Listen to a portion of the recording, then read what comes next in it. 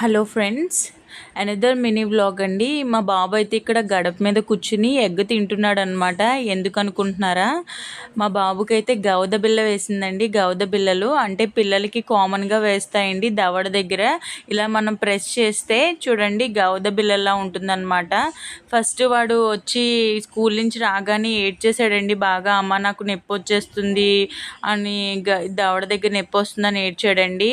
ఏంటి దవడ దగ్గర నొప్పి వస్తుందని చూస్తే పన్ను నొప్పి ఏమో అనుకున్నాను. యాక్చువల్లీ చాక్లెట్స్ తింటారు కదండి పిల్లలు ఎక్కువ, పన్ను నొప్పి అనుకున్నాను. కానీ అది కాదండి, ఇక్కడ బిళ్ళలా ఉందన్నమాట దవడ దగ్గర కుడివైపు.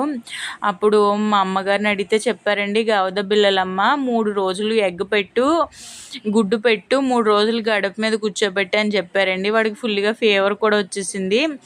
3 రోజులు ఇలాగా గుడ్డు పెడితే కనుక కంపల్సరీ అది తగ్గుతుందండి, అలాగే ఫీవర్ కూడా తగ్గుతుంది.